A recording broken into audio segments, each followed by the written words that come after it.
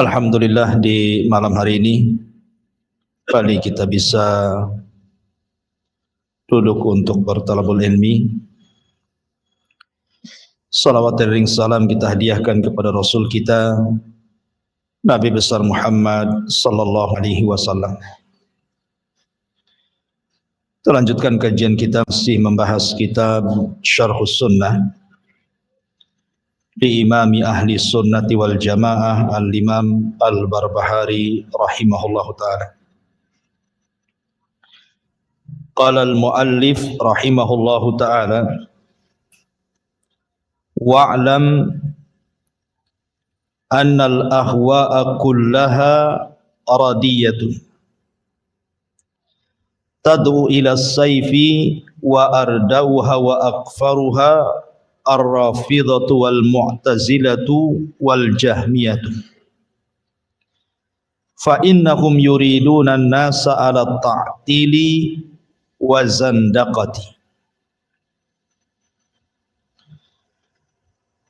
Ketahuilah, kata muallif rahimahullahu ta'ala, bahwa seluruh hawa nafsu seluruhnya tercela, mengajak kepada pertumpahan darah, dan yang paling buruk dan yang paling kufur adalah kelompok Rafidhah, kemudian Mu'tazilah dan juga Jahmiyah, karena sesungguhnya mereka menghendaki manusia untuk menghapus nama dan sifat bagi Allah dan juga mendorong kepada perbuatan zindik.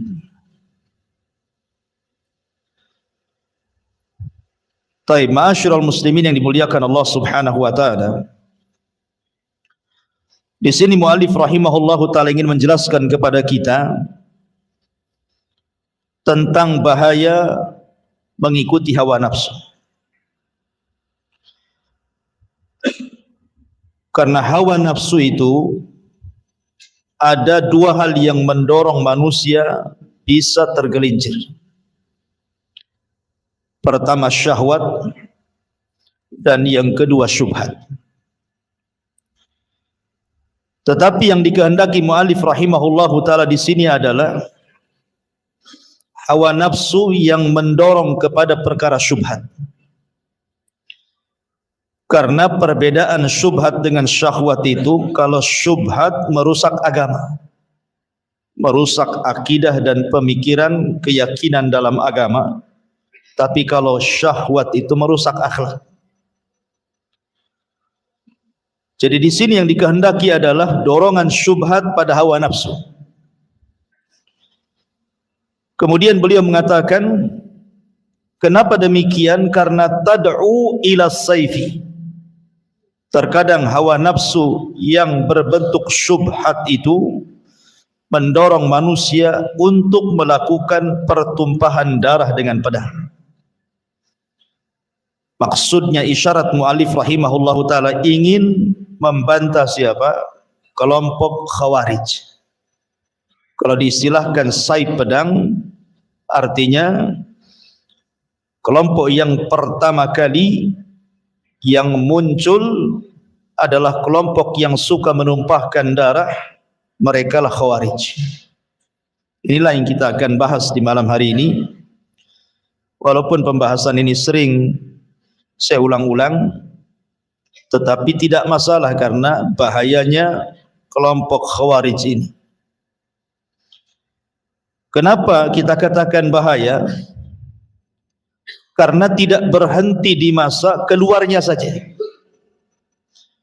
Walaupun mereka sudah diperangi dari zaman para sahabat Rasul, tetapi akar akidahnya sampai tertancap pada anak-anak muda hari ini, bahkan sampai kiamat. Karena terakhir orang-orang Khawarij itu akan menjadi para pengikut Dajjal. Artinya Khawarij itu tidak bisa dimusnahkan. Setiap dimusnahkan ada lagi generasinya, setiap dimusnahkan ada lagi generasinya, dan yang terakhir menjadi para pengikut Dajjal. Ma'asyiral muslimin, saya akan sebutkan beberapa hadis tentang Khawarij, kemudian sejarah-sejarah yang berkaitan dengan Khawarij, termasuk sifat-sifatnya. Karena kita tahu bahwa para ulama salaf apabila membahas tentang firqah-firqah dalam Islam, kemudian mereka sampai kepada membahas Khawarij, maka mereka sampai mengarang kitab berjilid-jilid hanya untuk menjelaskan kesesatan Khawarij saja. Dan berbeda ketika para ulama melewati firqah-firqah yang lainnya.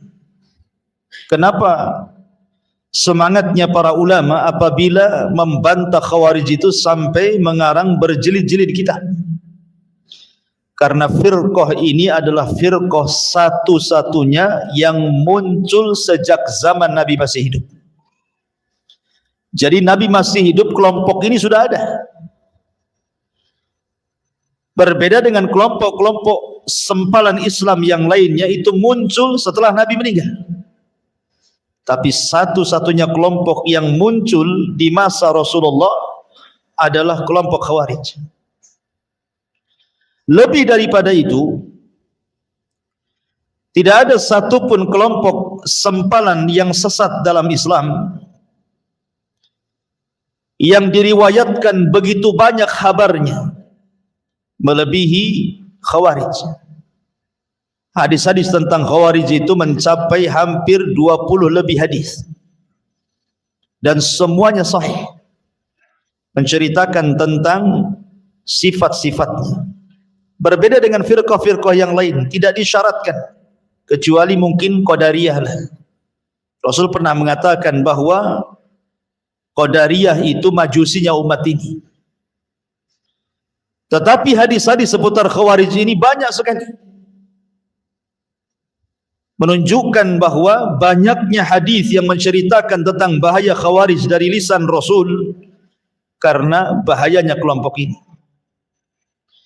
Ma'asyiral muslimin yang dimuliakan Allah Subhanahu wa taala.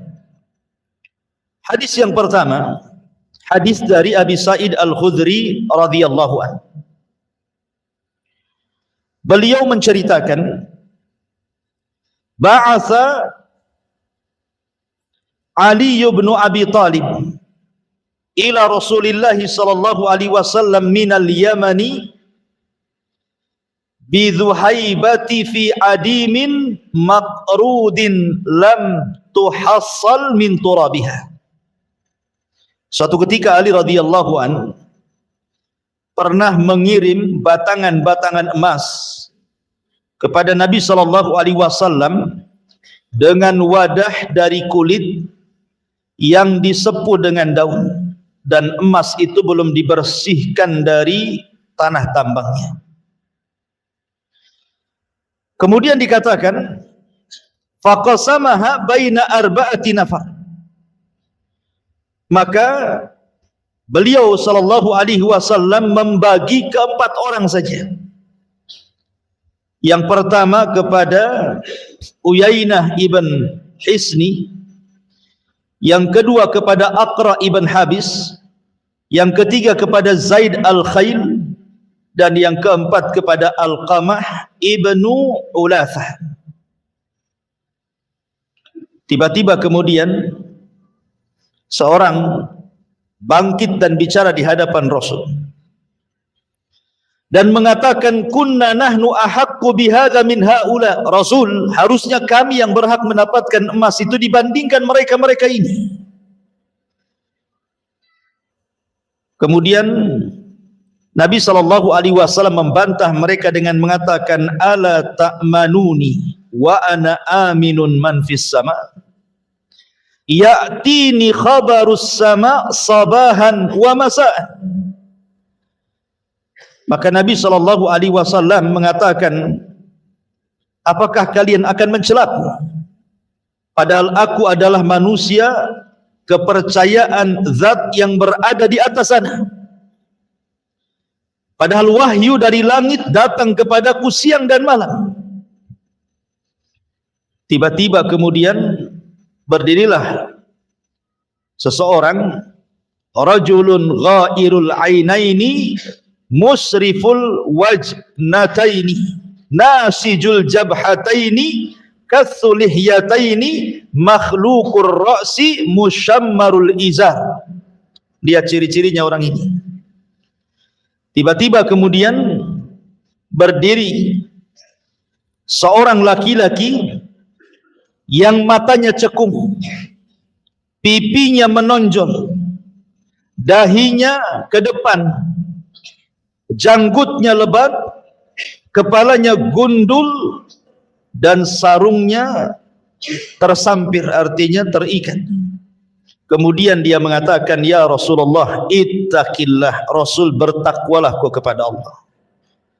Orang ini menasihati Rasul gara-gara Rasul membagikan harta-harta itu kepada 4 orang ini dan mengatakan, Rasul bertakwa kau kepada Allah. Lihat bagaimana sifat orang yang mencela Nabi ini. Ini bukan sifat orang biasa. Artinya ini sifat ahli ibadah. Matanya cekung karena tidak pernah tidur di tengah malam. Suka menangis. Ya. Kemudian juga dahinya berbekas karena setiap hari sujud dia. Janggutnya lebat. Artinya ini sifat-sifat ahli ibadah ini. Bukan orang biasa yang menegur Nabi ini. Dia mengatakan, ittaqillah, bertakwalah kau kepada Allah. Kemudian dikatakan, wailaka awalastu ahakku ahlil ardi an yattaqillah. Kata Nabi SAW, celaka engkau, bukankah aku penduduk bumi yang paling bertakwa kepada Allah subhanahu wa ta'ala. Dalam riwayat bahwa yang menegur Nabi SAW itu adalah seorang laki-laki yang namanya Dzul Khuwaisirah. Siapa namanya? Dzul Khuwaisirah. Dzul Khuwaisirah ini ada 2 ya. Ada Dzul Khuwaisirah al-Yamani, orang Yaman. Itu orang Badui yang pernah kencing di masjid. Jadi zaman itu ada orang Badui namanya Dzul Khuwaisirah masuk ke masjid, kencing pula dia di masjid. Kemudian sahabat marah. Tapi Rasul mengatakan, da'u, biarkan dia kencing dulu. Kemudian sahabat pergi, Rasul mendekati Dzul Khuwaisirah ini, Al-Yamani ini. Kemudian menasihati bahwa masjid ini bukan tempat kencing, tapi tempat solat, tempat zikir dan baca Quran. Saking lembutnya Rasul menasihati Dzul Khuwaisirah ini, Dzul Khuwaisirah ini tertarik dengan Rasul dan mendoakan, Allahumma arhamni wa Muhammadan wa la tarham minhum ahada. Semoga Allah merahmati aku dan Muhammad saja, dan Allah tidak merahmati mereka-mereka, maksudnya para sahabat yang melotot kepada aku. Ini Dzul Khuwaisirah yang kencing di masjid. Namanya Dzul Khuwaisirah al-Yamani. Tapi yang dimaksud Dzul Khuwaisirah ini, yang kurang ngajar kepada Rasul ini, dia adalah namanya Khurqus ibnu Zuhair ibnu Sa'din at-Tamimi. Saya ulangi, Khurqus ibn Zuhair ibn Sa'ad at-Tamimi. Inilah yang kemudian mendatangi Nabi SAW, tiba-tiba mengatakan, i'dil ya Muhammad, adil kau wahai Muhammad, jangan begitu pembagiannya. Kan kami yang memenangkan perang dalam Hunain, kenapa mereka yang dapat, gitu maksud. Maka Nabi SAW marah dan mengatakan, illam a'dil faman ya'dil. Kalau aku tidak adil, lalu siapa manusia yang lebih adil dariku, kata Nabi SAW. Artinya bahwa orang ini pertama mencela agama Nabi, yang kedua mencela kealiman Nabi, seolah-olah Nabi jahil. Yang ketiga, orang ini talabud dunia, menghendaki dunia. Nanti 3 ciri ini akan menjadi ciri Khawarij. Karena ketika itu orang ini pergi, Nabi SAW mengatakan, min di'di hadzal rajul, kata Rasul, dari punggung orang ini akan muncul orang-orang yang semisal dia.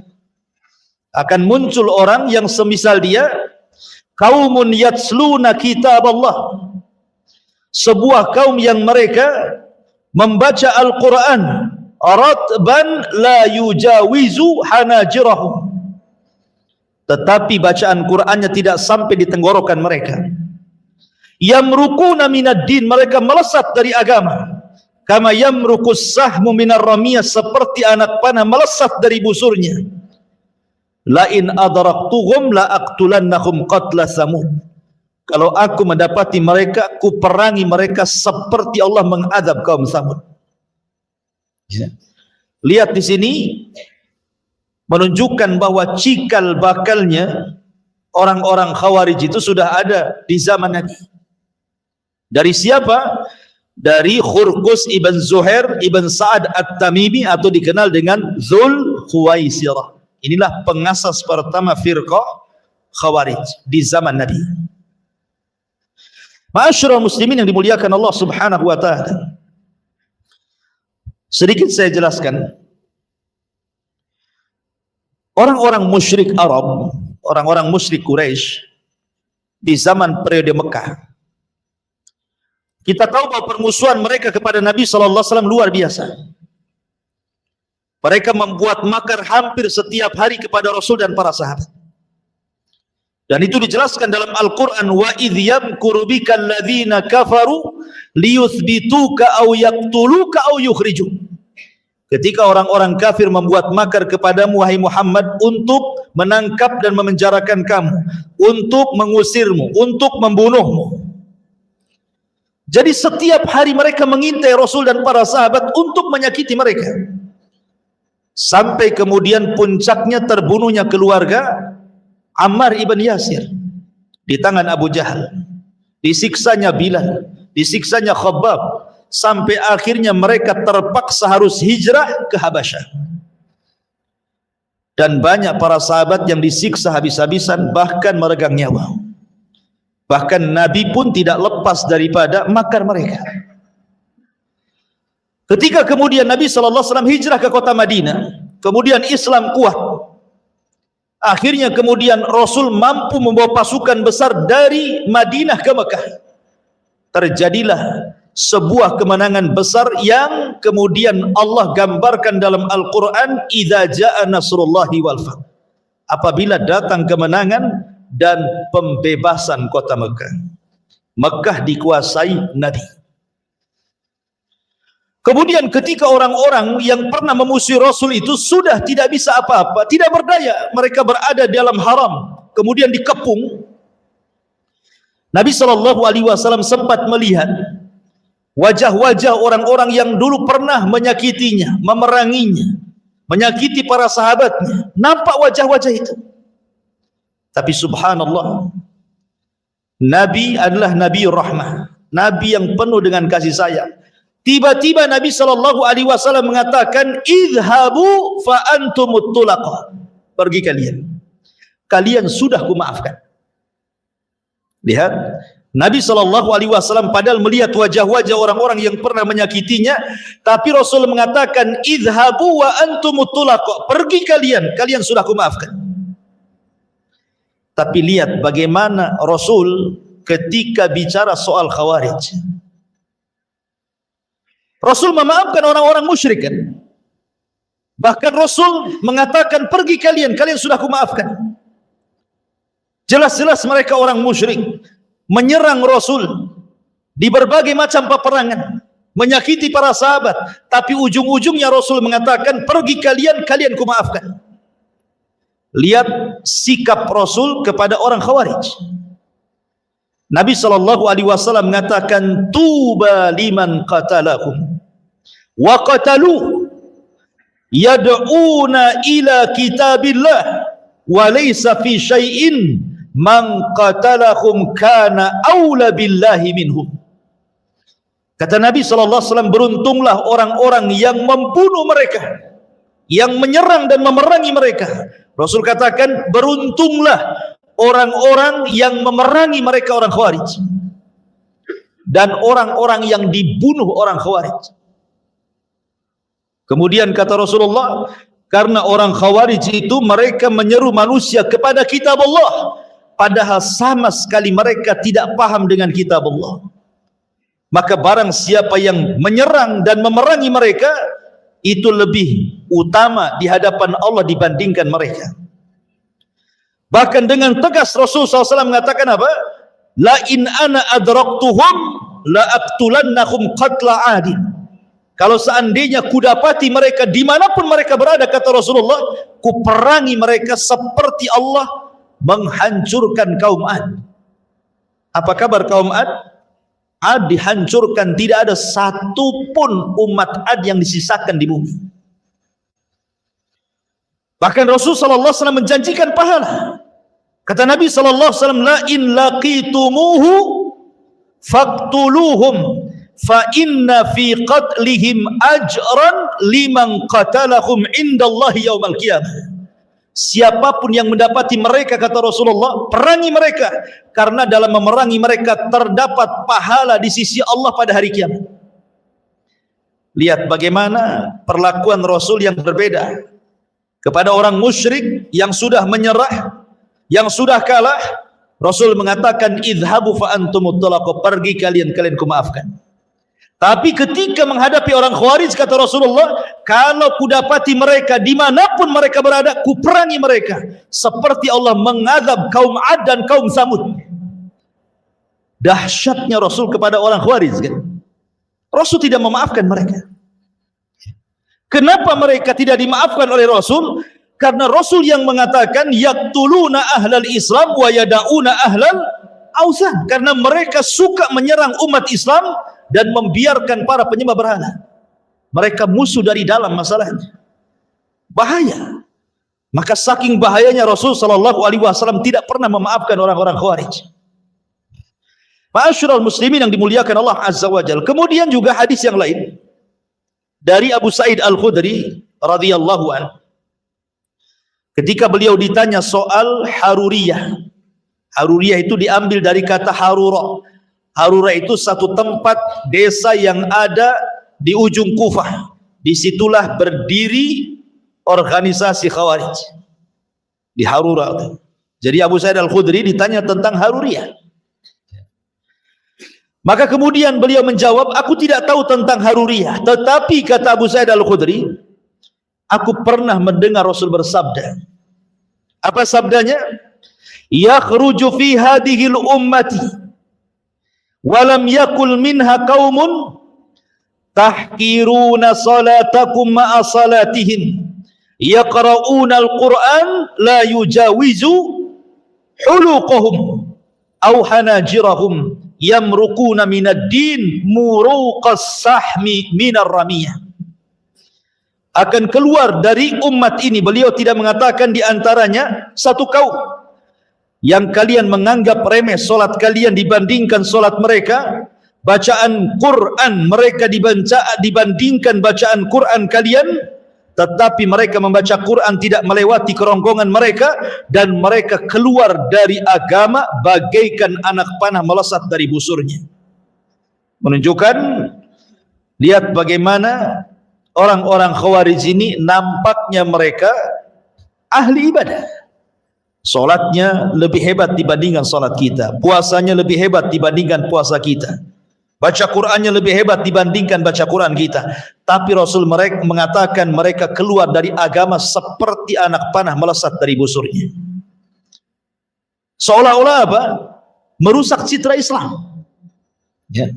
Karena bahayanya orang-orang Khawarij itu karena seolah-olah mereka sedang menghiasi Islam, padahal mereka sedang merusak Islam. Karena zahirnya mereka baik, tetapi akidahnya rusak. Akidahnya rusak sampai-sampai Rasul mengatakan melesat dari agama seperti melesat anak panah dari busurnya. Ma'asyiral muslimin yang dimuliakan Allah Azza wa Jalla, bahkan saking bahayanya Nabi SAW sampai bersabda dari hadis yang dikeluarkan Imam Tirmidzi dari Abu Umamah Al-Bahili radhiyallahu an, kata Rasul sallallahu alaihi wasallam ketika mensifati orang-orang Khawarij, kilabun nar syarru qatla tahta adimis sama khairu qatla man qataluhu. Mereka adalah anjing-anjing neraka. Seburuk-buruknya makhluk yang terbunuh di bawah kolong langit, sedangkan sebaik-baiknya makhluk yang terbunuh adalah yang dibunuh oleh mereka. Begitu Nabi SAW mensifati mereka sebagai anjing-anjing neraka. Bahkan dalam hadis Abu Barzah radhiyallahu anhu dia berkata, Nabi bersabda, la yazaluna yakhrujuna hatta yakhruja akhirahum, wa fi riwayah hatta yakhruja akhirahum ma'al masihid dajjal. Dan senantiasa mereka akan muncul hingga munculnya kelompok mereka yang terakhir, dalam riwayat hingga munculnya kelompok terakhir dari mereka, dan mereka akan perang bersama-sama menjadi para pengikut Dajjal. Subhanallah ikhwan.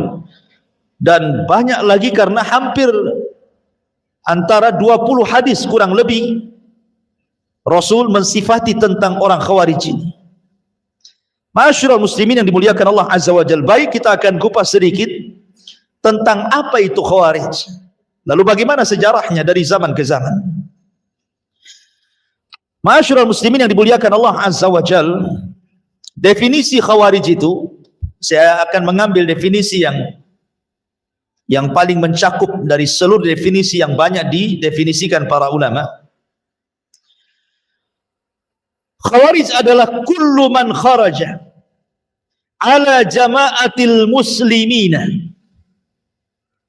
Khawarij adalah setiap orang yang melakukan pemberontakan kepada jamaah kaum muslimin. Maksudnya jamaah kaum muslimin di sini artinya kepada pemerintah yang sah. Orang yang melakukan pemberontakan, hendak menumbangkan pemerintah, kemudian wa kafarahum, dan juga mengkafirkan mereka. Summa bana ala takfirihim istihlal dimaihim. Kemudian dibangun di atas manhaj takfir mereka, mengkafir-kafirkan di luar kelompoknya, sampai kepada menghalalkan darah kaum muslimin. Dari definisi ini berarti ada 3 poin ciri Khawarij yang sangat melekat kepada mereka.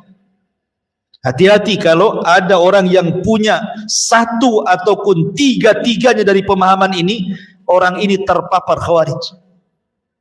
Pertama, niat memberontak, menjatuhkan penguasa. Yang kedua, alasan memberontak kepada penguasa karena manhaj mereka manhaj takfir, karena mengkafirkan penguasa. Penguasa dianggap togut, ya. Penguasa dianggap togut, kafir mereka. Kemudian berakhir dengan istihlalud dam, menghalalkan darah, melakukan bom bunuh diri, melakukan peledakan, pembunuhan, dan begitu seterusnya. Kalau sudah ada niat memberontak didasari dengan manhaj takfir karena mengkafirkan, pasti diakhiri dengan pengeboman, dengan pembunuhan. Itulah 3 ciri Khawarij. Ma'asyiral muslimin yang dimuliakan Allah Subhanahu wa taala. Tadi saya sudah singgung bahwa kelompok ini ideologinya sudah ada sejak zaman Nabi sallallahu alaihi wasallam. Ketika Dzulkhuwaisirah kemudian tidak terima dengan pembagian ghanimah, harta rampasan perang Hunain, dan mengatakan, adil engkau wahai Muhammad. Dalam riwayat, bertakwalah engkau wahai Muhammad. Maka Rasulullah SAW mengatakan, illam adil faman ya'dil. Kalau aku tidak adil, siapa lagi yang lebih adil dari aku? Maka dari sini ada 3 ciri yang melekat juga daripada Khawarij. Pertama, mencela agama orang, karena orang ini mencela agama Nabi. Orang-orang Khawarij itu suka mencela agama di luar kelompoknya, seolah-olah mereka lah yang ahli jannah, yang lain ahli nar. Seolah-olah mereka itulah yang masuk surga, yang lain itu masuk neraka. Karena mereka suka mencela agama orang.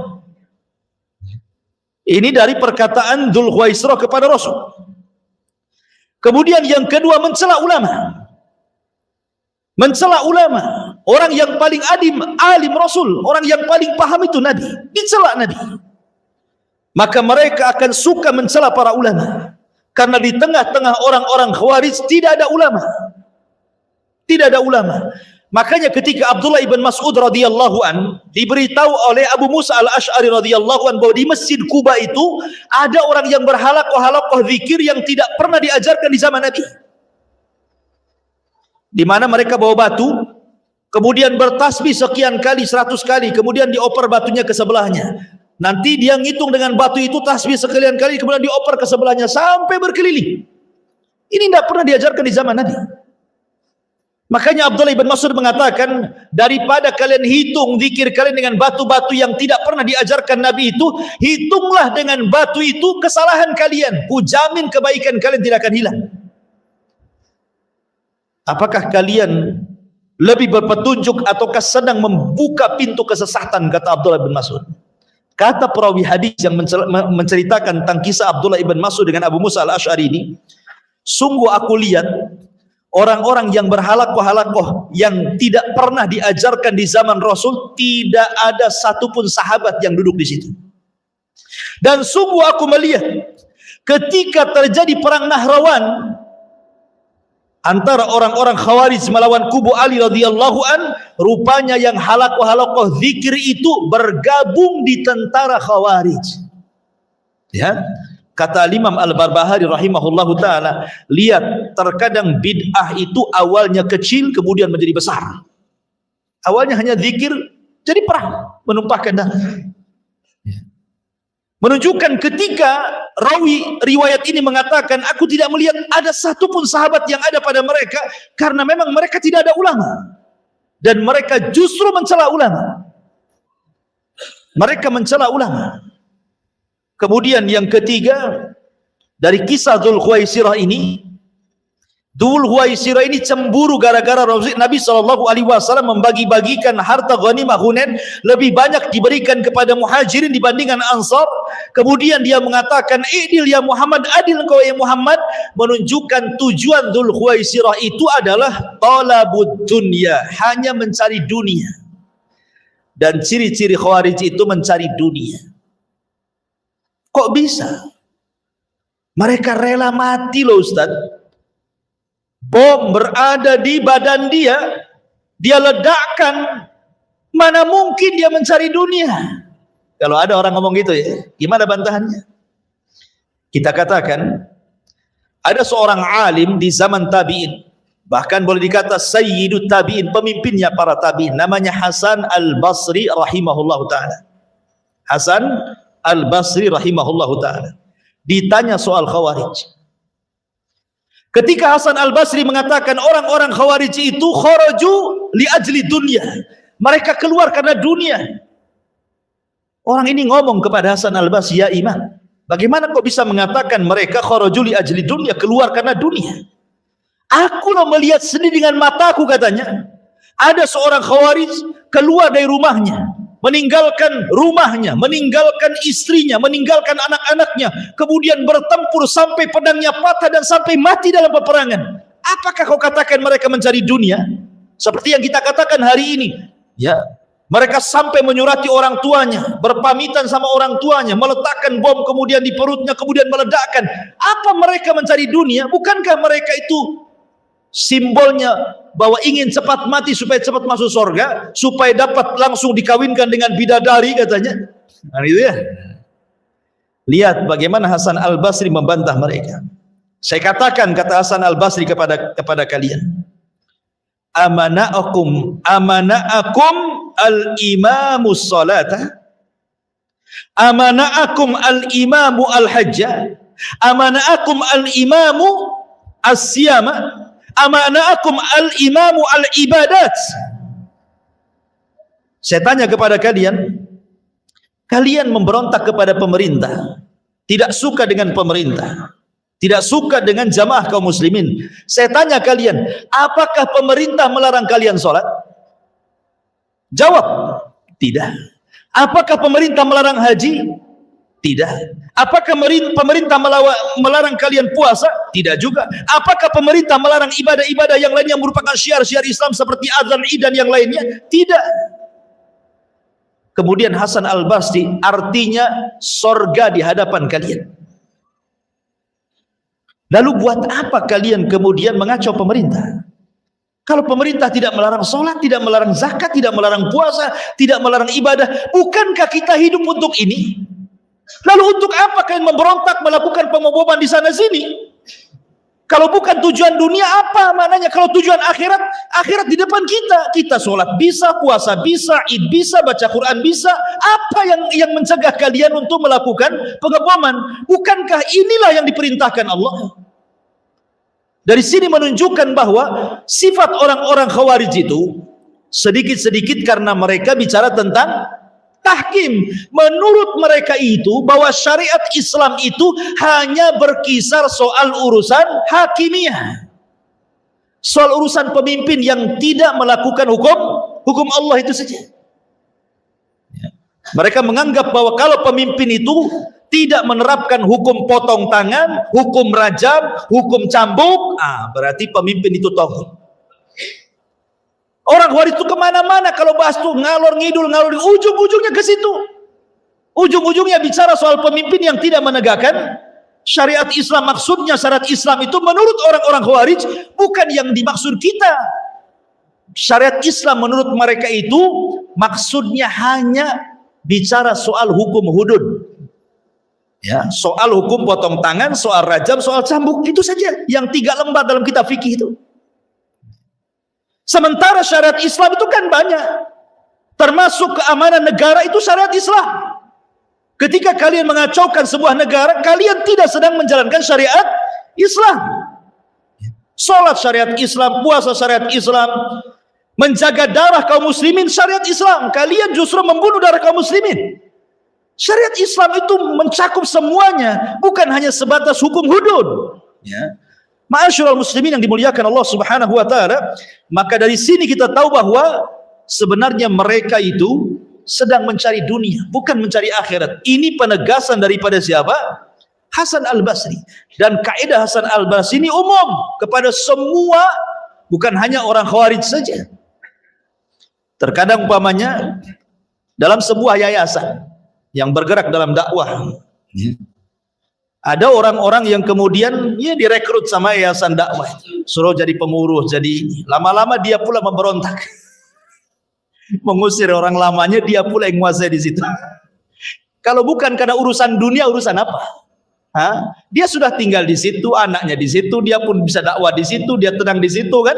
Tiba-tiba diambil alih. Kalau bukan urusan dunia, urusan apa? Kecuali kalau umpamanya ini dan nggak beres nih, sesat nih ketua yayasan nih, ini jadi Khawarij ini, lain ceritanya. Ma'asyiral muslimin, ini kaidah semuanya masuk. Ke masalah masjid, ke masalah yayasan, ke masalah semua masuk. Ma'asyiral muslimin yang dimuliakan Allah Azza wa Jalla. Baik, kita masuk ke pembahasan lain. Ma'asyiral muslimin, sedikit kita akan bicara tentang sejarah munculnya Khawarij dalam bentuk jamaah. Kalau di zaman Rasul kan dalam bentuk individu. Ya. Individu namanya Dzul Khuwaisirah. Tapi dalam bentuk kelompok itu terjadi di zaman siapa? Utsman ibn Affan. Di zaman Utsman ibn Affan itu ada seorang laki-laki namanya Abdullah ibn Sabah. Abdullah ibn Sabah al-Himyari al-Yamani as-San'ani, orang Yahudi yang pura-pura masuk Islam di zaman Utsman. Dialah yang kemudian menjadi provokator utama terbentuknya firqah Khawarij dalam bentuk jamaah. Dia karena tidak bisa mempengaruhi orang Hijaz, maksudnya Hijaz itu Mekah dan Madinah, maka dia berangkat ke Mesir, berangkat ke Syam, ke Kufah, ke Basrah, mulai membuat fitnah tentang Utsman ibn Affan, mulai mengkritik tentang Utsman ibn Affan. Lah akhirnya kemudian berhasil dia, sampai akhirnya ribuan anak-anak muda mereka terpengaruh dengan pemahamannya Abdullah ibn Sabah ini. Akhirnya kemudian mereka bergerak tepat di bulan Dzulhijjah. tepat di bulan Dzulhijjah, saat para sahabat yang ada di kota Madinah sedang haji ke Mekah. Mereka datang. Utsman ibn Affan radhiyallahu an ketika mendengar ada pergerakan anak-anak muda yang hendak mendemo dirinya, maka kemudian Utsman mengutus dua sahabat, Muhammad ibn Maslamah dan Jabir ibn Abdullah radhiyallahu an. Coba tanyakan maunya apa orang-orang itu. Maka berangkatlah Muhammad ibn Maslamah dan Jabir ibn Abdullah menghadang mereka. Rupanya kemudian ditemuilah pimpinan mereka. Subhanallah, pimpinan orang-orang Khawarij ini, orang-orang yang hendak memberontak kepada Utsman ibn Affan ini, di lehernya menggantungkan mushaf. Jadi mushafnya itu digantungkan di lehernya. Kemudian Muhammad ibn Maslamah mulai dialog dan mengatakan, ada apa kalian datang jauh-jauh dari Mesir, dari Kufah, dari Basrah, kalian hendak datang kepada Amirul Mukminin Utsman ibn Affan dan hendak kemudian menyerang beliau. Ada apa dengan kalian? Ngapain kalian bawa pasukan sebanyak ini untuk mengepung istana? Ya. Maka kemudian pemimpin mereka mengatakan, inna hadza, sambil memegang mushaf ini, inna hadza amarah an nadriba bihadza kullu man lam yu'min bihadza. Sesungguhnya ini maksudnya Al-Quran telah memerintahkan kami untuk membunuh, maksudnya Utsman bin Affan, karena dia tidak pernah beriman dengan Al-Quran, katanya. Kurang ajar ya. Maka Muhammad ibn Maslamah mengatakan, demi Allah, saya dan Utsman, maksudnya Utsman bin Affan radhiyallahu an, pernah berperang karena membela yang kalian gantung di leher Al-Quran di zaman Nabi Sallallahu Alaihi Wasallam. Jadi setelah kemudian Utsman ibn Affan radhiyallahu an mengutus Muhammad ibn Maslamah dan Jabir bin Abdullah dan sudah mengetahui maksud kedatangan rombongan anak-anak muda yang jumlahnya cukup banyak, ribuan. Akhirnya kemudian Utsman mendengar bahwa ada riak-riak isu yang dihembuskan oleh anak-anak muda orang-orang Khawarij ini, bahwa Ali radhiyallahu an siap dibaiat untuk dirinya dalam rangka membatalkan baiat kepada Utsman untuk berbaiat kepada Ali. Jadi tujuan mereka datang kepada Utsman untuk mencabut kekuasaan Utsman dan menggantikan Utsman dengan Ali. Itu tujuannya. Tentu tidak mungkin Ali melakukan seperti itu. Ini kan siasat namanya. Karena menumbangkan satu pemimpin harus ada penggantinya. Kan harus ditonjolkan penggantinya, kan siapa? Oh, ini nggak benar nih presidennya, turun. Lah siapa gantinya? Kan harus ada gantinya. Jadi mereka itu hanya membuat isu saja bahwa Ali siap dibaiat.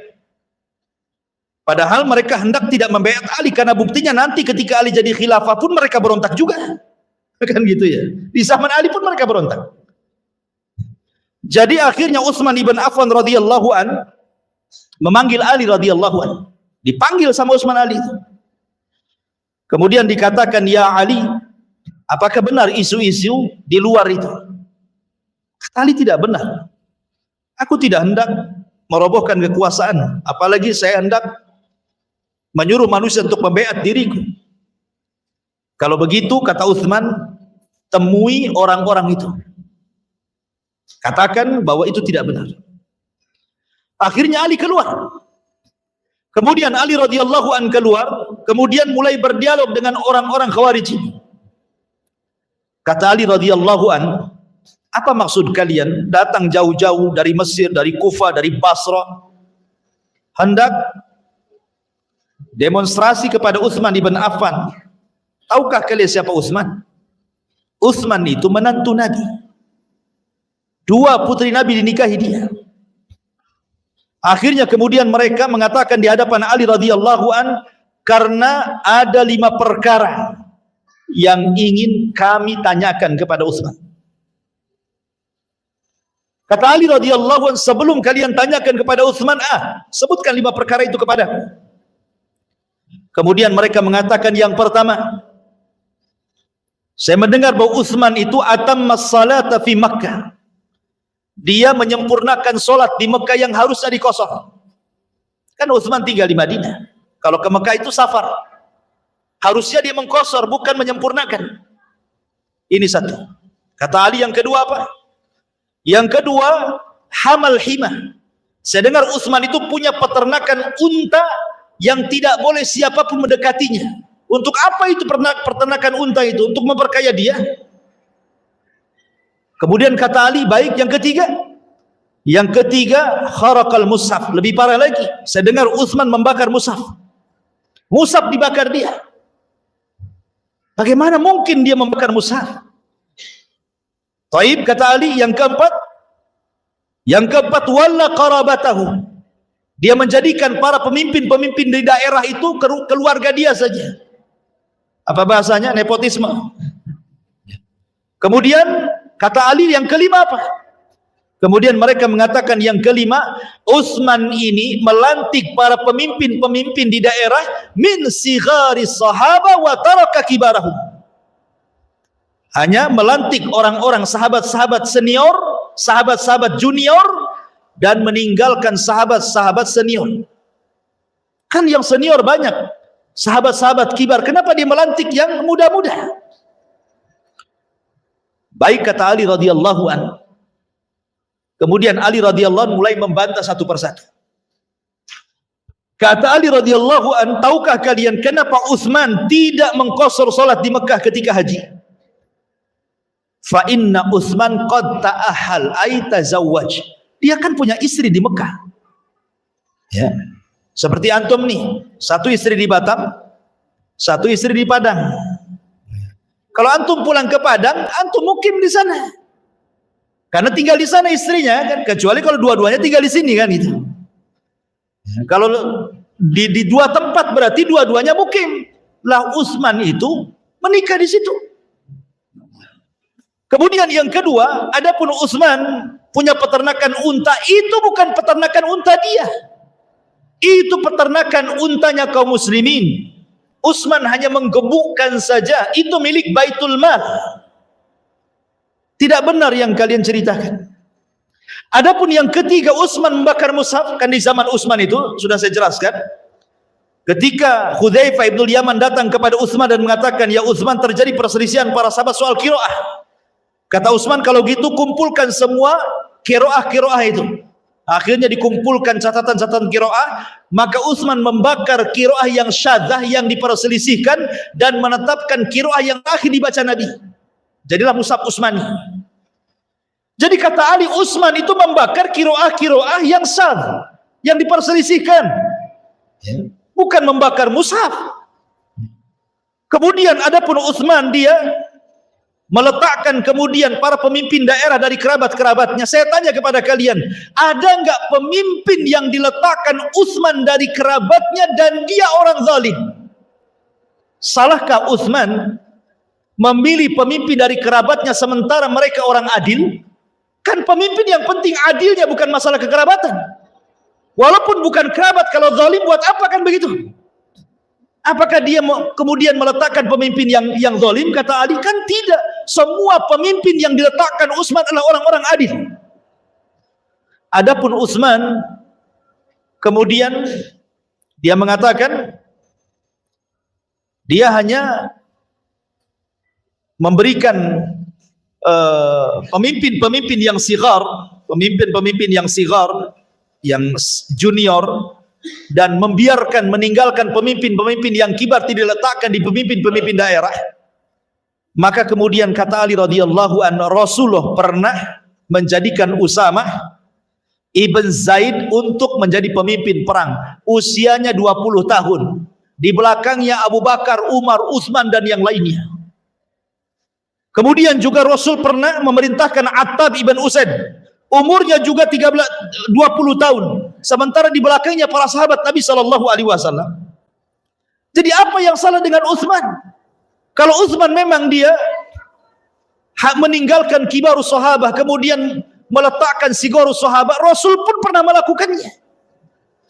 Kalau dia memang kemudian diambil dari kerabat-kerabatnya, apakah ada yang zalim dari kerabatnya? Tidak. Bahkan Rasul pun pernah mengkhususkan orang-orang Quraisy dari pemimpin dan tidak diberikan kepada selain Quraisy. Ya kan? Yang jadi pemimpin kan semua orang-orang Quraisy. Abu Bakar, Umar, Utsman, Ali. Tidak ada orang-orang Ansar kan? Semua orang-orang Muhajirin. Lalu apa salahnya? Mulailah kemudian kehabisan syubhat. Karena orang Khawarij ini hanya bisa dibantah dengan khusyubhat. Kalau Densus menangkap Khawarij, kemudian dimasukkan penjara, disiksa, itu yang dikehendaki mereka. Memang mereka suka ditangkap, disiksa, kalau bisa dibunuh biar mati syahid, menurut keyakinan mereka. Itu sebuah kelezatan bagi mereka. Sehingga untuk memberantas mereka itu dengan cara apa? Menghilangkan syubhat. Ya. Utus orang alim berdialog dengan mereka. Nah, seperti itulah caranya sebagaimana Ali berdialog dengan mereka. Mereka kehabisan syubhat.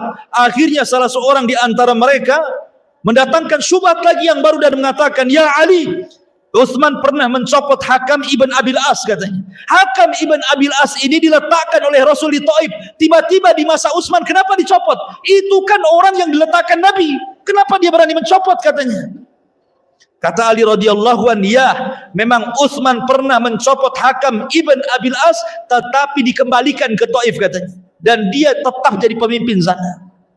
Subhanallah, syubhat dari semua arah, ikhwan. Ya, pertama mencela agama. Utsman mencela salat, kan mencela agama namanya. Ya. Kemudian mencela kerajaan. Bahwa Utsman ini nggak becus mengurus kerajaan, mengurus negara ini nggak becus ya. Masa kerabatnya ini mulai dianggap nggak becus tuh. Ya. Kemudian juga masalah apa? Masalah mushaf lagi. Jadi Utsman itu diserang dari semua segi gitulah. Dan memang begitu biasanya orang-orang yang menjatuhkan pemerintah itu, dia harus punya syubhat yang banyak. Nah, kalau nggak punya syubhat yang banyak nanti ditanya, ngapain kau demo mau meruntuhkan penguasa? Ada apa dengan penguasa kan gitu? Bingung dia. Oh, karena saya dibayar pakai nasi bungkus. Lain ceritanya.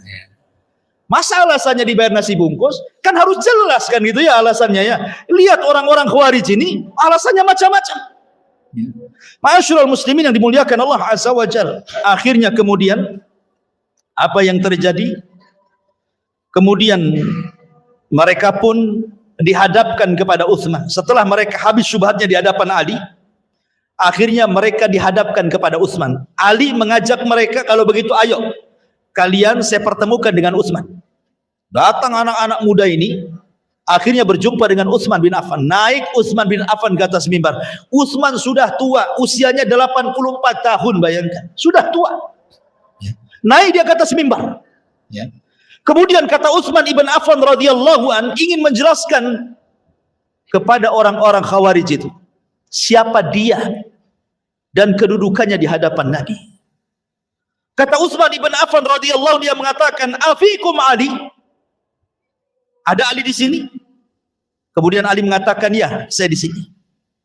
"Afikum Talha?" Maksudnya Talha ibn Ubaidillah. Apakah di antara kalian ada Talha? Tiba-tiba mengatakan, "Saya Talha." Kemudian kata Utsman, "Afikum Sa'd bin Abi Waqqas?" Ada Sa'd bin Waqqas di sini. Oh, kata Sa'd, saya di sini. "Afikum Zubair?" Apakah ada Zubair? Kata Zubair, saya di sini. Ketika sudah lengkap, ini orang-orang yang mubasyiruna bil jannah ya. Orang-orang yang mendapatkan kabar gembira masuk surga yang disebut oleh Utsman ini. Kemudian Utsman mengatakan, "Saya bersaksi kepada kalian. Saya bersaksi kepada Allah kepada kalian." Ya. Tanyakan kepada orang-orang ini, maksudnya kepada Ali, kepada Talha, kepada Sa'ad bin Abi Waqqas, kepada Zubair, tanyakan kepada orang-orang ini. Mereka tahu semuanya.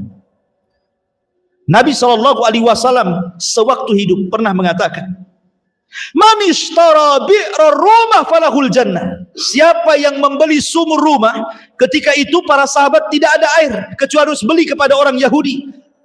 Kemudian Rasul mengatakan setiap hari dimahalkan sama orang Yahudi itu air daripada sumur rumah itu. Akhirnya Rasul mengatakan, beli saja sumur itu. Kemudian Rasul mengatakan, siapa yang mau beli sumur rumah diberikan kepada kaum muslimin falahul jannah, ku jamin dia masuk surga. Kata Utsman, kalian tahu siapa yang membelinya? Bukan Ali, bukan Talha, bukan Zubair, bukan siapa-siapa. Saya yang membelinya. Ini bukan hendak riya, bukan. Biar mereka tahu, karena mereka hendak berbuat jahat, maka Utsman mengingatkan siapa dirinya. Kemudian kata Utsman ibn Affan radhiyallahu anhu, bukankah Rasul pernah mengatakan siapa yang bisa membeli tanah ini yang dempet dengan Masjid Nabawi, maka dia dapat sorga. Siapa yang membelinya? Aku yang membelinya. Kemudian aku serahkan untuk peluasan Masjid Nabawi. Kemudian ketika tentara Tabuk kesulitan, sampai-sampai Rasul mengatakan man jahaja jaisal usra falahul jannah. Siapa yang bisa mendanai tentara kesulitan maka bagi dia sorga. Kata Utsman, aku yang mendanainya. Sampai-sampai dikatakan bahwa Tabuk itu milik Utsman semuanya, karena dia yang mendanainya. Artinya Utsman membeli sorga dari Rasulullah sampai 3 kali. Setelah kalian tahu kedudukanku, apakah kalian akan menyerangku, katanya. Maka akhirnya Utsman ibn Affan radhiyallahu an hanya mendoakan sebelum turun dari mimbar dan mengatakan Allahumma gfirli waliman abahadami. Ya Allah, semoga Allah mengampuni diriku dan orang-orang yang hendak menghalalkan darahku. Kemudian Utsman menangis turun, semua orang menangis. Ma'asyiral muslimin yang dimuliakan Allah Subhanahu wa taala. Ketika kemudian selesai ini, mereka sadar. Orang-orang Khawarij ini mereka sadar bahwa keberadaan mereka, karena mereka masalahnya kan anak-anak muda. Mereka orang-orang yang tidak pernah hidup di masa sahabat, sehingga tidak tahu hakikat orang-orang sahabat-sahabat Rasul. Mereka tidak tahu keutamaan mereka, karena mereka orang-orang jauh, orang-orang yang dari Irak, yang dari Kufa, yang dari Mesir, kan mereka nggak tahu anak-anak muda yang baru-baru itu. Makanya ciri-ciri orang Khawarij itu adalah hudatsaul asnan, anak-anak muda tapi jahil, bodoh, ya kan? Akhirnya kemudian mereka pun pikir, oh betul juga, ya kalau gitulah kami pulang aja lah. Pulang mereka. Subhanallah.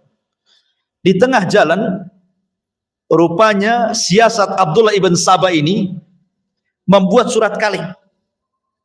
Dititipkan kepada seorang anak muda, sengaja anak muda itu lewat di rombongan orang-orang Khawarij yang hendak pulang, mencurigakan, langsung ditangkap. Rupanya dikeluarkan, ada isi suratnya. Kemudian pas dibaca, rupanya isi surat itu adalah isi surat dari Utsman ibn Affan kepada penguasa Mesir. Ya, isi surat itu adalah suratnya Utsman ibn Affan kepada penguasa Mesir. Siapa penguasa Mesir kala itu? Sa'ad ibn Abi Syarh. Sa'ad ibn Abi Syarh. Jadi isi surat itu dari Utsman bin Affan kepada Sa'ad ibn Abi Syarh, gubernur Mesir, sepulangnya para pendemo ini. Kemudian disebutkan nama-namanya. Pertama Abdurrahman ibn Udes, kemudian Urwah ibn Suyai, kemudian Ibnu Umar, Ibnu Amrin bin Budel, kemudian Kinanah ibn Bishr. Ini kan tokoh-tokoh Khawarij nih. Sepulangnya mereka ini, berempat ini, tangkap, bunuh, salib. Ketika baca surat ini kan pimpinan-pimpinan mereka nih. Oh marah ini. Mungkin bahasa saya ini, gimana Utsman ini? Ya. Dia bilang, sudah kalian saya doakan. Semoga Allah mengampuni siapapun orang yang hendak membunuhku. Saya maafkan, pulang kalian. Tiba-tiba suruh pulang, ngirim surat ke gubernur masing-masing. Ketika kita sampai di daerah kita disuruh dibunuh. Ini kan kurang ajar nih. Kalau gitu balik lagi kita ke Madinah, katanya. Balik lagi mereka ke Madinah. Sampai di Madinah, dikiranya sudah selesai. Rupanya dikepungnya istana. Kemudian Ali datang lagi, ada apa dengan kalian? Bukankah sudah selesai semuanya? Kemudian mereka mengatakan tidak. Utsman sudah menulis surat kepada Sa'ad ibn Abi Syarah untuk membunuh pemimpin-pemimpin kami. Utsman datang mengatakan, wallahi demi Allah aku tidak pernah menulis surat itu. Aku tidak pernah menulis surat itu. Kemudian mereka mengatakan kepada Ali, lihat Ali, orang tua ini sudah berdusta kepada kita. Subhanallah, menuduh Utsman berdusta. Ya. Kemudian salah seorang mereka berteriak lagi, kami juga punya surat yang lain, katanya. Bukan surat kepada Sa'ad ibn Abi Syarah, tapi surat yang ditujukan kepada Muawiyah yang ada di Syam, yang isinya dari Utsman bin Affan kepada Muawiyah, datanglah wahai Muawiyah dengan tentara yang banyak, bunuh orang-orang Khawarij yang hendak melepaskan kekuasaanku. Ini suratnya di tangan kami, katanya. Coba banyak surat-surat bodong tuh. Hati-hati ini kan ada pelajaran juga. Ini kan surat-surat hoax bahasa kitanya. Tapi begitulah orang-orang Khawarij, mereka akan membuat hoax soal pemerintah. Mereka akan membuat hoax tuh supaya masyarakat itu marah sama pemerintah kan. Dibuat hoax, oh, pemerintah enggak becus lah, inilah itu macam-macam. Akhirnya kalau di Mesir ditumbangkan dengan Facebook, di Indonesia mungkin bisa dengan YouTube tuh. Buat hoax dengan YouTube, semua pegang YouTube. Wah, geram semuanya. Ini pemerintah semuanya kan. Begitu memang orang-orang Khawarij. Ma'asyiral muslimin yang dimuliakan Allah Azza wa Jalla. Akhirnya ketika Utsman bersumpah, mereka juga tidak yakin, tidak percaya dengan sumpah, karena memang tujuannya ingin menumbangkan Utsman, sudah sakit hati mereka. Akhirnya ketika itu banyak para sahabat datang ke rumah Utsman.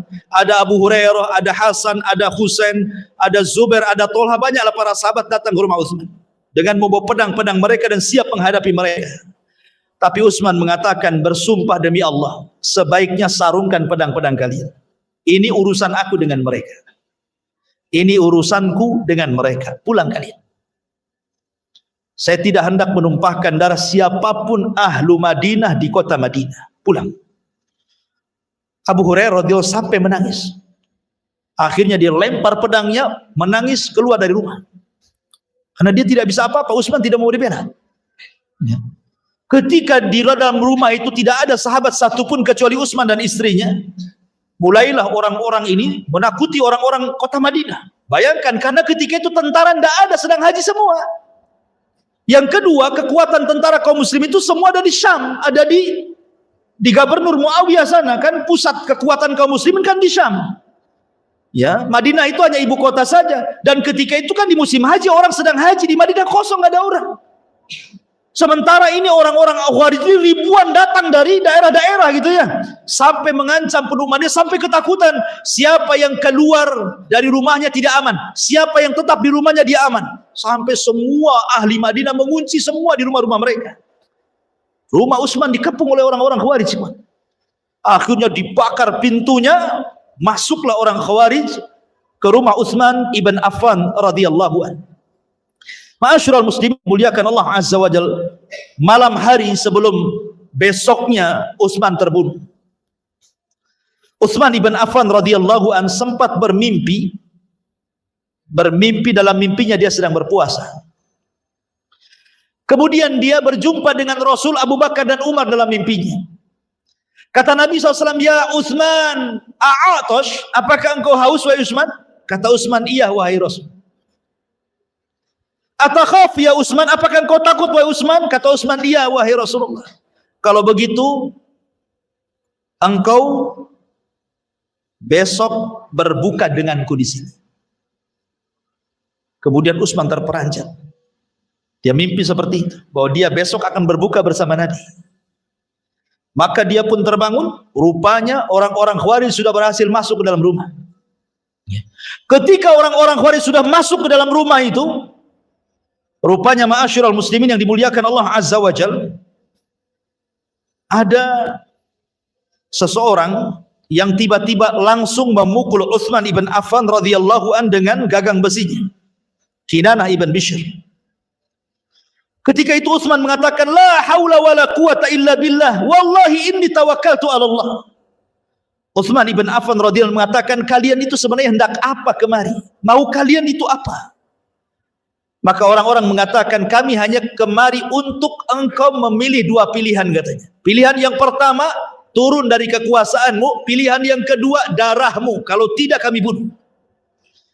Kata Utsman ibn Affan radhiyallahu anhu, itu yang kalian kehendaki? Tidak.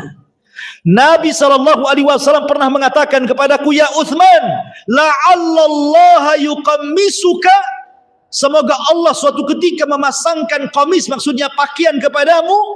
Barang siapa yang datang hendak mencopotnya, jangan kau copot. Artinya kinayah daripada bahwa engkau akan menjadi penguasa. Kalau ada orang yang datang hendak merobohkan kamu, jangan kau mau, gitu maksudnya. Rasul pernah bersabda kepadaku, kalau ada orang yang hendak mencopot dari kekuasaanku, kata Rasul, jangan mau, aku tidak akan lepaskan kekuasaanku, kata Utsman. Kemudian mereka mengatakan, oh kalau gitu kami bunuh engkau, katanya. Oh kalian mau membunuhku? Nabi SAW pernah bersabda, la yahillu damu mri'in muslim illa bi ihda salasin, as-sayyibu zani, wa nafsu bin nafsi, kemudian wattariku lidini al-mufariq lil jamaah. Kata Utsman, ingat Rasul bersabda, tidak halal kalian menumpahkan darah siapapun kecuali karena 3 perkara. 1, karena seorang yang sudah menikah berzina. 2, karena dia pernah membunuh jiwa. 3, karena dia murtad. Demi Allah, ma zanaitu fi jahiliyatin wal Islam. Aku tidak pernah berzina baik di zaman jahiliyah ataupun dalam Islam. Dan aku tidak pernah membunuh jiwa tanpa hak dibenarkan. Dan aku tidak pernah murtad sampai hari ini. Lalu apa hak kalian membunuhku? Jadi Utsman sempat berdialog tuh di tengah-tengah, hampir meregang nyawa. Tetapi mereka tidak mendengar ucapan Utsman ibn Affan radhiyallahu an. Tetap saja kemudian mereka pun akhirnya membunuh Utsman dengan cara sadis. Utsman dibunuh di bulan Dzulhijjah, bulan hurum, saat manusia sedang haji. Yang kedua, Utsman dibunuh ketika dia sedang berpuasa dan akan berbuka bersama Nabi. Ketiga, Utsman terbunuh sedang membaca Al-Quran, fasayakfikahumullahu wa huwas samiul alim. Subhanallah, ya kan? Utsman mati syahid. Ya. Ma'asyiral muslimin, ketika kemudian kematian Utsman ini tersebar ke banyak para sahabat, ada seorang sahabat ma'asyiral muslimin yang namanya Sa'ad ibn Abi Waqqas. Sa'ad bin Abi Waqqas. Sa'ad bin Abi Waqqas ini, ingat Sa'ad bin Abi Waqqas ini mustajabud doa ya. Salah satu sahabat yang kalau berdoa mudah dikabulkan adalah Sa'ad bin Abi Waqqas. Itu mustajab doanya. Lah kebetulan Sa'ad bin Abi Waqqas itu tidak berada di Madinah ketika terbunuhnya Utsman itu. Dia di luar Madinah. Dia mendengar Utsman dibunuh, marah dia. Akhirnya dia hadapkan wajahnya ke kiblat, kemudian tangannya diangkat ke langit dan mengatakan, ya Allah, semoga engkau melaknat mereka, dan saya meminta kepadamu ya Allah, siapapun yang terlibat dalam pembunuhan Utsman, agar kau wafatkan mereka di atas pedang. Sebagaimana mereka membunuh dengan pedang, jangan kau wafatkan mereka kecuali mereka wafat di atas pedang juga. Subhanallah, doanya Sa'ad bin Abi Waqqas itu mustajab. Tidak ada satupun Khawarij yang terlibat dalam pembunuhan Utsman kecuali matinya dibunuh. Sampai ada seorang Khawarij yang terlibat dalam pembunuhan Utsman ini, usianya sudah 40 tahun setelah kejadian itu, sampai hidup di masa Hajjaj ibn Yusuf. Hajjaj, maklum Hajjaj ini kan panglima sadis ya. Hajjaj ini sedang berkhutbah. Kemudian tiba-tiba ada orang tua, sudah tua renta. Tiba-tiba dia mengatakan, ya Hajjaj, ya, apakah engkau akan membunuhku? Tidakkah kau lihat aku ini orang yang sudah tua? Kemudian Hajjaj mengatakan, siapa yang ngomong tadi? Tiba-tiba orang tua itu mengatakan, saya. Rupanya dia adalah salah satu pemimpin Khawarij dalam pembunuhan Utsman itu. Maka Hajjaj mengatakan, engkau tadi yang mengatakan bahwa engkau sudah tua. Tidak, darah Utsman ada di punggungmu, katanya. Sini kamu. Diambilnya pedang, dipenggal lehernya. Aku mulai dari engkau, katanya. Hajjaj, subhanallah ikhwatu fiddin. Karena Hajjaj ini kan diperintah oleh Abdul Malik untuk memerintah Syam, dan Syam itu kan orang Irak. Irak itu kan orang yang rakyatnya susah diatur. Makanya diutuslah oleh Abdul Malik ibn Marwan Hajjaj yang sangat bengis itu. Kadang-kadang memang kalau negara usah diatur ya harus pemimpinnya kayak Hajjaj. Diutus Hajjaj gitu. Kemudian Hajjaj ngancam-ngancam orang. Tiba-tiba yang diancam ini sudah tua. Ya Hajjaj, saya sudah tua, masa kau ngancam orang tua? Nggak bisa. Darah Utsman di punggungmu, katanya. Akhirnya diambil pegang di penggal lehernya. Abda ubika, dari engkau kumulai, katanya. Subhanallah. Inilah mustajabnya dua siapa? Sa'ad bin Abi Waqqas.